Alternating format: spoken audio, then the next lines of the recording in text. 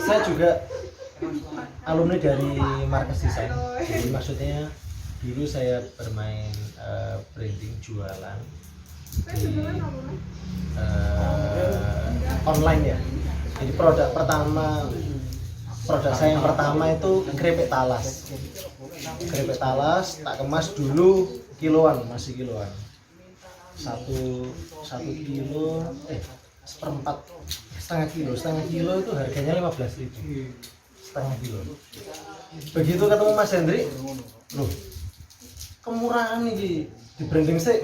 Akhirnya di branding dulu, terus diganti kemasan yang lebih kecil, isinya lebih sedikit, regone podo 15.000. Artinya untungku berkali-kali lipat, ya kan? Oke, aku ulang balik ya. Jadi kesibukanku saat ini aku sebagai pelatih taekwondo. Lu Mas kok keripik? Ya nanti tak ceritakan. Oh ya. Nanti jangan lupa wajib tanya ya. Iya. Satu, wajib tanya. Harus tanya. Karena sifatnya pengalaman ini ya sekedar sing dibicarakan, sing diinfokan saja. Nanti kalian harus tanya, Mas kok iso ngene? Mas kok ngene? Itu harus ditanya, harus digali. Ya, kita di sini kan diskusi ya, kita elaborasi bareng. Kok iso kayak ngono, nanti aku akan kasih sedikit gambaran sesuai dengan pengalamanku sendiri. Gitu. Jadi saya pelatih taekwondo di Surabaya. Saat ini tim yang membantu saya ada 6, berarti 7 sama saya koordinatornya. Kalau di Surabaya privatan taekwondo kayaknya se-Surabaya kayaknya dipegang oleh kami, kayaknya ya, kebanyakan. Nggak sampean tahu produk-produk kayak mie sedap ya, kayak Wings, sabun Wings, Glico Wings, es krim sing ada Wings itu salah satunya, itu wali murid saya. Terus kalau sampean tahu kayak tackle keramik platinum, titanium, itu anak itu bersama saya. Jadi bukan hanya itu ya, jadi kayak kontraktor gede sing megang pemeliharaan untuk jembatan Suramadu ya, itu wali murid itu. Terus dokter buahnya, pengusaha buahnya ya rata-rata segitu, pengusaha dan pejabat. Nah ini sing dari Probolinggo siapa? Ada yang dari Probolinggo? Enggak ada ya? Ada Probolinggo ada. Bukan. Oh iya. Lah iya ngene tak pikir. Jebul diting kae. Jadi kalau saya ke Probolinggo ya rasa lumayan aman lah, karena ketua DPR Probolinggo anak itu siswaku dan akrab banget. Nah, yang ingin saya sampaikan adalah bukan orang tuanya pejabat, pengusaha, enggak, tapi dari awal mula kok iso yo ngeling sampai orang-orang itu tinggi loh. Jadi aku misalnya datang ke rumah gitu ya, latihan ya, rumah minimal itu tahu masjid di sini. Musola masjid. Musola itu rata-rata omah ini seluas semua. Musola. Aku dewi sampai ibu. Iki omah sampe gede ini gitu. Enggak 1 lantai, 2 lantai, kadang 3 lantai. Aku balikan lagi ya. Aku cerita mulai dari awal ya. Kenapa kok iso sampai dapat link seperti itu. Jadi awal mula itu aku guru. Jadi Mbak Chandra bilang, loh Mas Hadi tolong kok sama datang ke markas terus sharing-sharing tentang hobiku iso jadi sebagai profesi terus menghasilkan penghasilan, terus berkembang, akhirnya jadi bisnis. Bisa. Bukan hanya ya nanti akan aku ceritakan, tapi hal apapun itu, dan termasuk koneksi-koneksi. Jadi awal mula aku guru di sekolah Cikal. Kalau sampean tahu sekolah Cikal itu, Mata Najwa tahu? Tahu ya? Nah, Mbak Mata Najwa itu namanya Bu Najela. Bu Najela itu yang punya sekolah Cikal. Jadi aku salah satu guru di sana. Sekolah Cikal itu hampir sama kayak sekolah Ciputra. SPP Nusa Ulan SD 5 juta.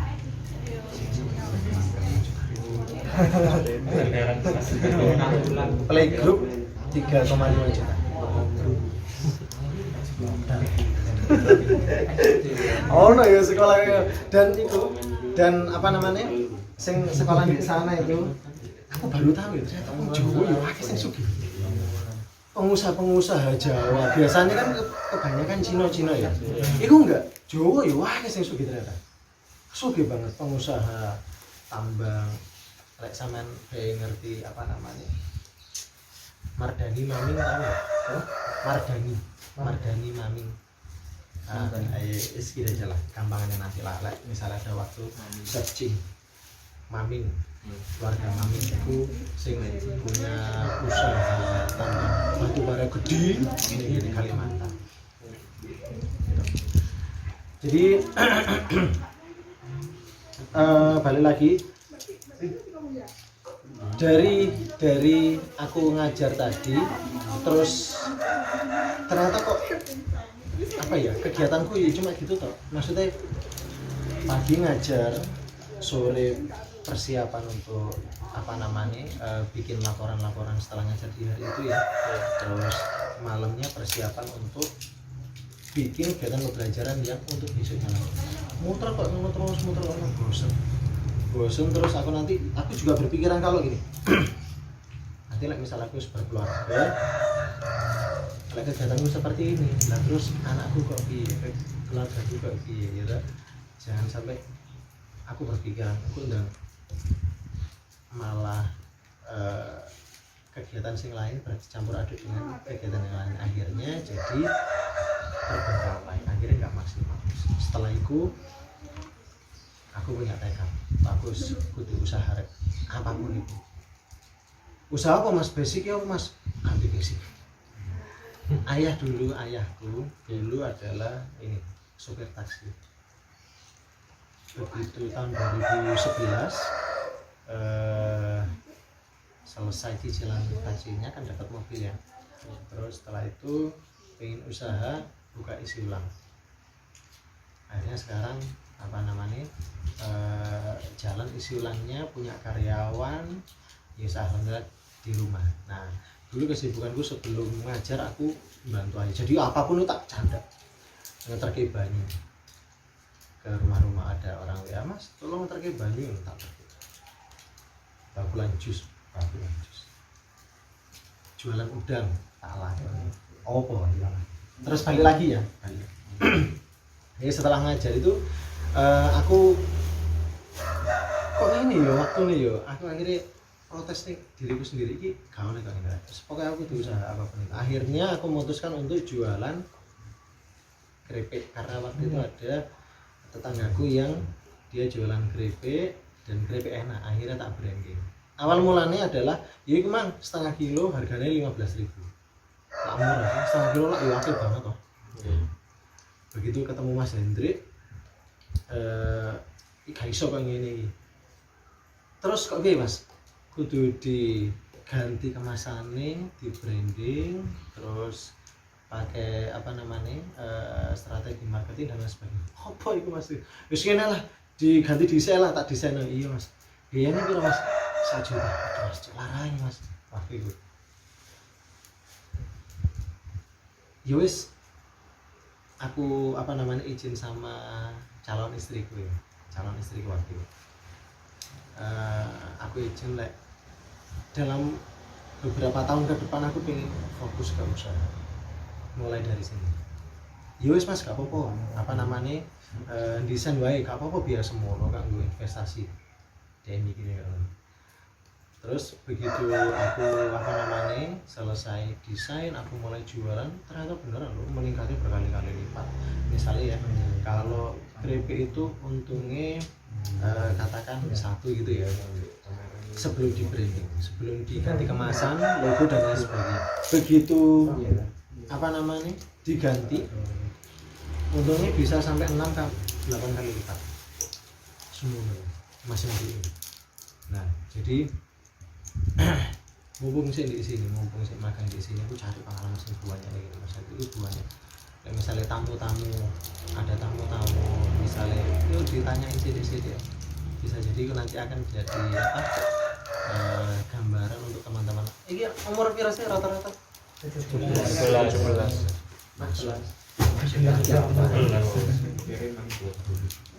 Aku dhisik umur 17 iku SMA ya berarti ya, SMA. Iya.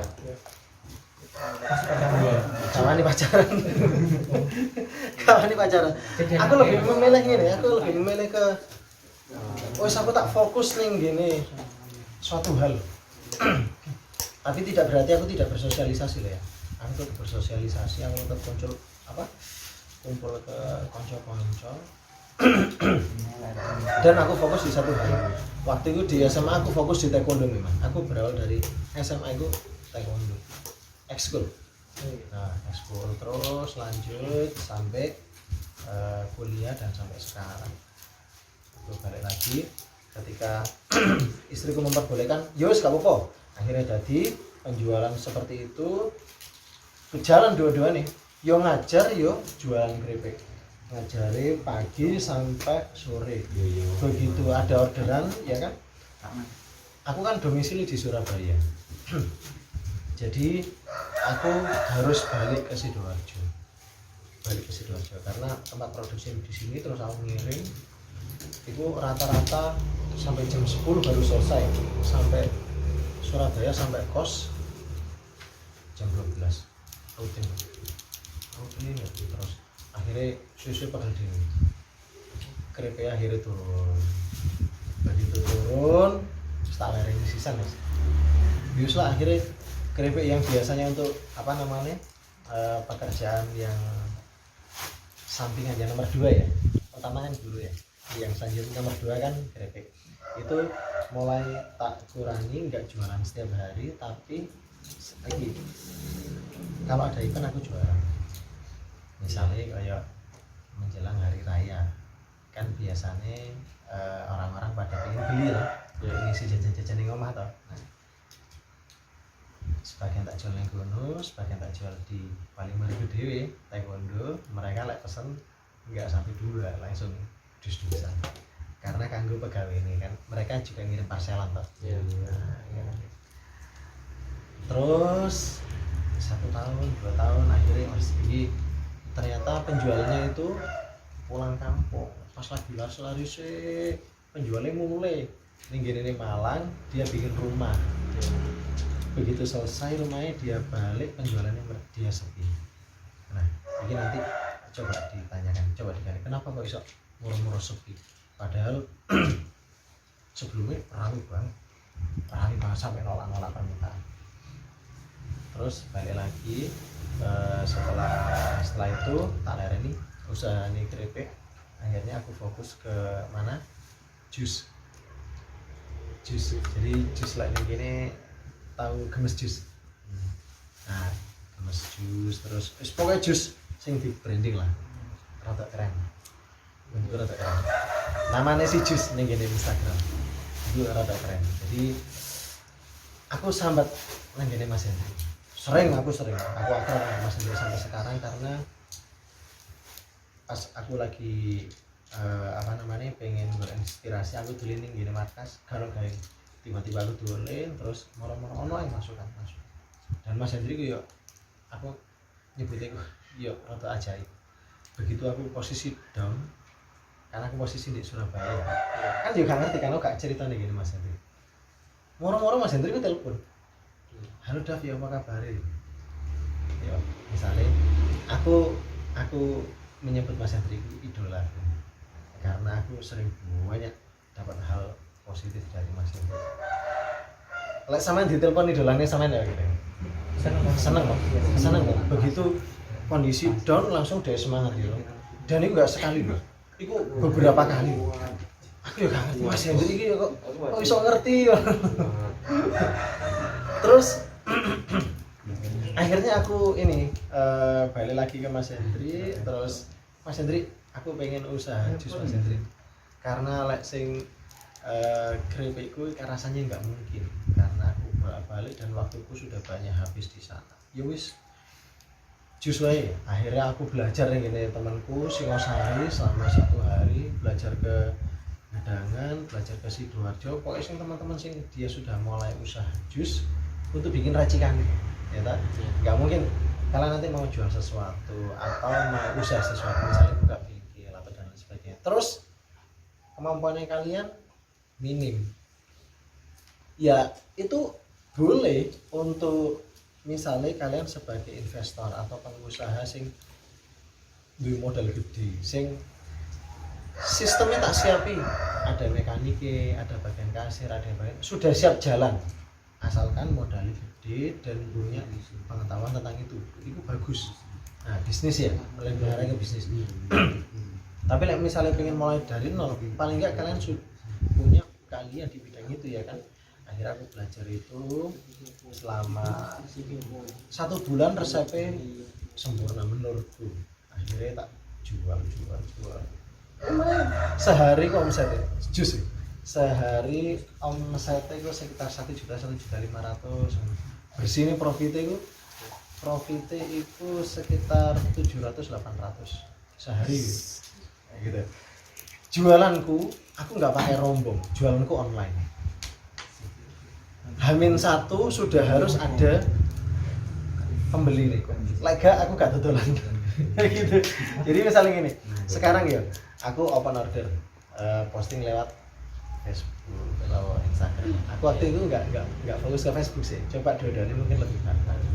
Fokus ke Instagram, posting open order jus rekan ini infonya sekian, nanti klik link di bio Instagram ya. Begitu aku posting, terus paling nggak sampai sore lah sudah dapat beberapa orang yang pesan jus. Terus malamnya aku beli buah-buahan, terus sama apa namanya, besok paginya subuh mari sembayangan kuwi langsung gawe. Terus jam-jam 8 jam 6 jam 7 pokoknya sebelum berangkat sekolah lagi, berangkat ngajar lah itu tak kirim sampai banyak. Dan pertengahan pas jusnya masih berjalan itu, akhirnya aku memutuskan untuk wes ngajari tak lereni wae. Akhirnya kerjaku sebagai seorang guru aku resignkan, aku berhenti. Aku mengambil pilihan kalau bisa wirausaha tenanan, tapi jangan diharap ketika wirausaha awal-awal langsung guru. Aku guru di Cikal waktu itu ya, gajiannya 1 bulan 4 juta guru olahraga di sana. Lek saiki 5 juta, hampir 6 juta guru ya di Surabaya, di sekolah sing memang bener-bener kalangan menengah ke atas. Aku resign, terus fokus yang gini jualan jus tadi sama taekwondo. Kan taekwondonya sudah jalan dari awal-awal apa namanya, aku kuliah terus sampai ngajar itu sudah jalan. Tapi ada kecil 1 anak 2 anak itu tak lakoni, termasuk ekskul, megang ekskul ya itu tak lakoni baik. Terus aku akhirnya memutuskan untuk resign, izin ke istri waktu itu sudah menikah. Akhirnya diizinkan, ya boleh aku resign, aku memutuskan untuk fokus usaha. Akhirnya penghasilanku yang dari 4 juta plus sama jus dan keripik tadi kan ya bisa sampai 6-7 juta ya sebulan ya. Begitu resign langsung mudun, penghasilan langsung 2 juta 3 juta 1 bulan. Istri lagi hamil, waduh.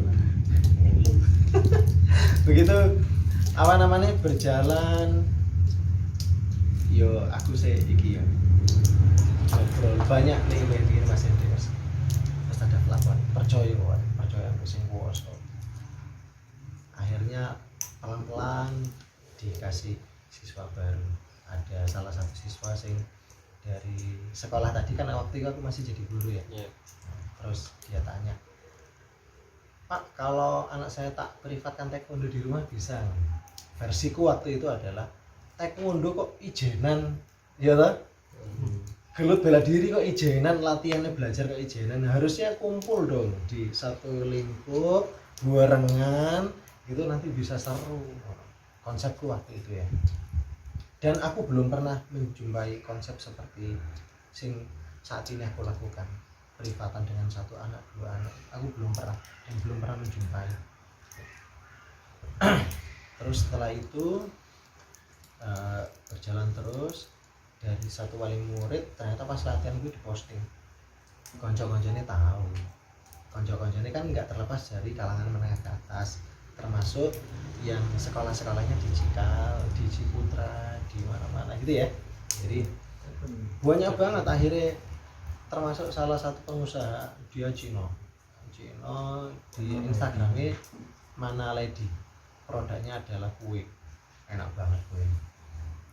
Ternyata dia itu yo banyak itu pelanggannya juga, sering posting toh, orang jualan mesti sering posting toh, nah gitu. Terus tak takon lho, wong iki kok jualan ya sugih lho, wong iki sugih banget, rumahnya kan seluas musola itu gede dhuwur, bangunannya megah, terus materialnya ya mahal gitu. Kok dodolan lho Bu?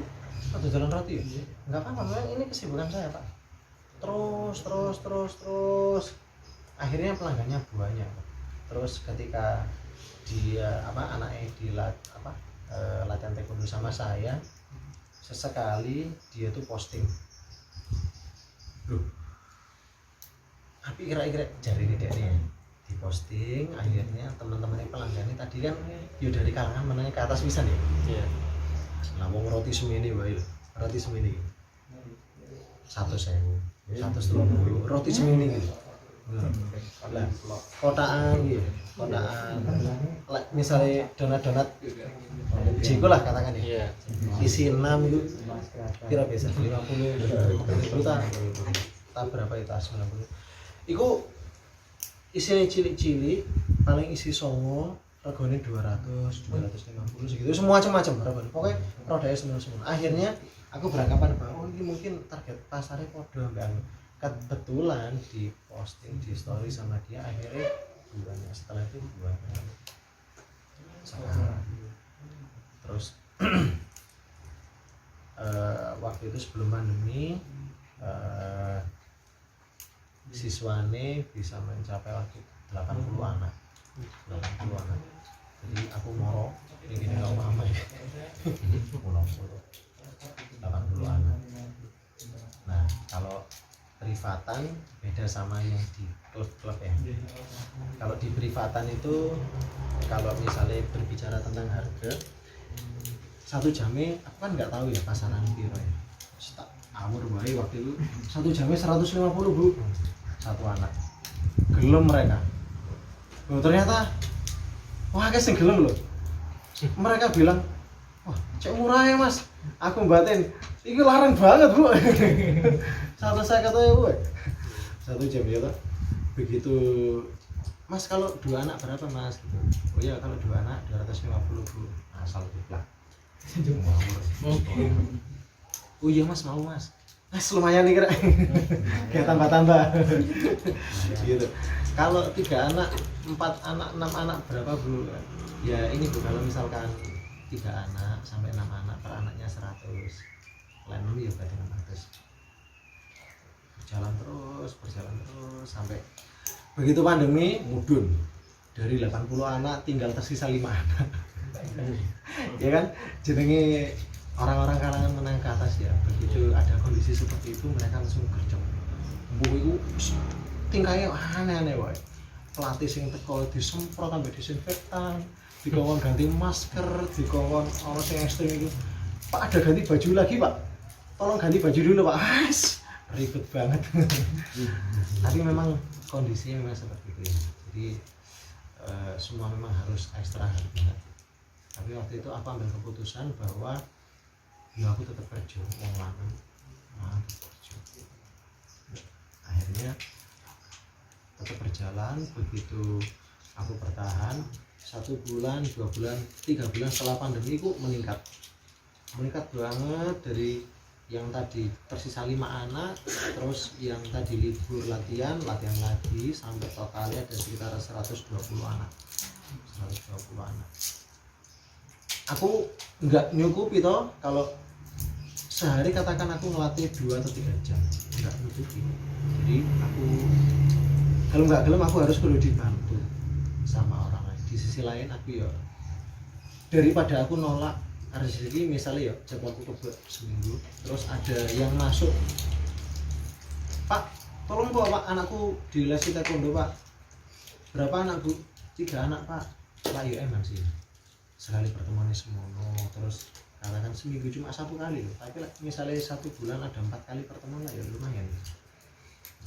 Dari 1 wali murid tok 1.200.000 ya. Terus akhirnya ya wis lah ngajak konco-konco lah, konco-konco sih bisa taekwondo. Akhirnya ngajak teman-teman yang dia sudah terbiasa taekwondo dan melatih anak, tak coba. Jadi kesepakatan aku mbak temanku, iya po ini loh, regane sekian, iki aku sekian semene, awakmu perlatihan semene. Jadi ketemunya adalah satu ketika sampean jadi pelatih datang ke tempat anaknya, satu pertemuannya 100.000 1 jam. Begitu 1 hari sampean ada 3 jam atau 4 jam, terus tinggal dikalikan. Berarti misalnya 1 hari sampean dapat 4 jam, berarti 1 harinya 400. Ya 400. Misalnya 1 minggu ya berarti tinggal dikalikan 7. Misalnya 1 bulan harus dikalikan. Sampai sekarang bertahan, alhamdulillah bertahan dan berjalan, berkembang sampai saat ini 7 pelatih sama aku juga. Terus rata-rata teman-teman yang paling rendah ya, mereka bayaran per bulan itu sekitar 3 juta, terus 4 juta, paling menengah 5 juta, 6 juta satu orang pelatih. Mereka segitu. Itu sampingan. Artinya gini, di taekwondo itu ada jam-jam untuk melatih. Sisa nih, Mas, nyantai. Maksudnya gini, taekwondo kebanyakan itu biasanya jam-jam sore, jam 3:30, 5 gitu ya, sore, kadang malam. Lah isunya apa? Ya isunya bisa kegiatan yang lain. Teman-teman sebagian ada yang kerja, sebagian ada yang masih kuliah. Penghasilan 3-4 juta itu mereka masih kuliah, 5 juta mereka masih kuliah. Jadi ada sebagian sing kerja, ada sebagian sing ngelatih. Jadi dia sudah punya murid privatan sendiri, tapi tak tawari, yo po kene wis anu wae lah, apa jenenge kanca lah, padha ngertine lah. Jamu ya jamu, latihanmu siswamu, siswaku ya siswaku. Tapi gak apa-apa kamu gabung sama aku terus melatih di jam-jam sing jamu kosong. Ya wis gelem. Akhirnya kita saling membantu. Padha membantu. Jadi 7 anak itu membantu kabeh. Komunitasnya membantu kabeh. Misalnya aku gak bisa datang di tempat sing ini. Ya wis diganti ambek sing liya. Berarti dia kan dapat fee dari yang anak sih tidak bisa datang tadi. Jalan terus sampai sekarang. Begitu. Kapan hari aku pernah cerita Mas Hendrik? Alhamdulillah Mas Hendrik. Dari taekwondo itu omsetnya sampai 20 juta Mas Hendrik. Mas Hendrik, guys, ini sudah banget. Ini alhamdulillah. Ternyata apa namanya? Ya dibukakan jalan itu dibukakan. Begitu berjalan terus sampai saiki digojol lagi sampai Mas Hendri. Dev ditelepon. Ya apa kabarnya? Ya apa Mas? Ya kok omset langsung Mas Hendri lah takon lah langsung. to the point. Omsetnya saiki. Ya lumayan Mas. UMR Sidoarjo kali 10. Jadi ya pantesan gak tau dolen gitu. Akhirnya beberapa pertemuan ini aku dolen gini Mas Hendri. Aku cerita bahwa ini Mas Hendri ternyata apa jenenge pokoknya lek maksimal nih gini nih apapun sing di apa tekuni ya itu tenanan iso maksimal dan hasilnya pun di luar dugaan. Saiki iso nggak bayangin wah taekwondo wae kok masuk penghasilan semua itu mungkin nggak kanggo orang-orang sing lain sing nggak apa namanya sing nggak mengalami dirasa mustahil, nggak mungkin orang itu apa namanya kalian sebagai orang yang mengalami hal itu tenanan jadi bisa dicapai. Nah akhirnya dari itu aku diminta untuk sharing ke sini oleh Mas Hendri dan Mbak Chandra. Tentu bukan hanya apa ya, aku melatih terus dari mulut ke mulut, bukan hanya itu dan banyak hal yang lain. Nah itu ceritaku apa namanya pengalaman, tapi nanti kita lanjutkan lagi karena apa namanya sing lebih mantap sebenarnya like kalian tanya terus aku ngasih gambaran terus nanti kita bisa elaborasi lagi kok iso kan gitu. Nah gitu. Jadi ya semoga lah saya ngatene tanya lho Mas kok iso ngono lho Mas carane kaya apa lho koneksine kaya apa ya monggo teman-teman. Di jurusan apa? Kok bisa ketemu Mas Hendri di mana? Nah, ini kok bisa ketemu Mas Hendri karena waktu itu memang iya salah satu kebetulan. Kebetulannya adalah kebetulan aku butuh. Aku butuh orang sing sopo sing iso tak jak ngobrol tentang bisnis. Gitu. Waktu itu kan gak ono. Apalagi kalau misalnya nggak punya saudara keluarga sing backgroundnya pengusaha pejabat dan lain sebagainya kan yo bingung akhirnya takon yang gini sopo bener ya tak? Yeah. Ketemu temanku temennya dia Mas Hendri akhirnya aku bilang ini gini Mas markas ini gini Mas Hendri akhirnya aku ngobrol sama dia banyak dari situ berkembang gitu. Dan kalau mungkin aku cuma taekwondo saja itu nggak mungkin bisa seperti ini kalau nggak bisa apa namanya wali muridnya banyak dan lain sebagainya. Nah itu ternyata gini pas waktu aku apa namanya sebelum aku di Cikal aku ditawari sama guru Cikal di sana yang kebetulan itu kakak kelas olahraga tolong kok buka apa namanya handle taekwondo di sana di Cikal.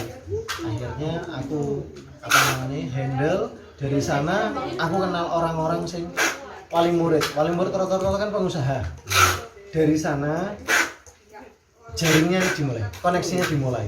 Misalnya misalkan pengusaha batu bara aku kenal sampean. Begitu sampean tertarik dengan taekwondo, anaknya kan di lesno ya tak? Teman-teman itu tanya. Begitu teman-temannya tanya, aku siap dengan cara boleh tuh nyoba satu kali pertemuan gratis. Kadang kan kalau orang menengah ke atas ya dia kan lebih pilih kuantitas apa kualitas rata-rata kualitas. Nah like misalnya orang pengen tahu kualitas berarti kan pilihannya adalah dua. Yang pertama dia langsung nyoba dan bayar langsung latihan artinya. Atau yang kedua dia harus tahu ya apa sih latihan taekwondo ini, ya apa sih pelatih ini, ya apa sih attitude, ya apa sih apa namanya komunikasi skillnya terhadap anak dan isok ngomong tagak dan lain sebagainya ya toh. Akhirnya opsi yang kedua ini tak pakai, ya wis lah free trial lah. Meskipun itu ya oleh misalnya dibilang rugi ya yo harus berkorban ya. 1 jam untuk datang ke sana, transport waktu dan lain sebagainya. Tapi itu ternyata hal yang efektif untuk jasa, untuk taekwondo, untuk yang ini.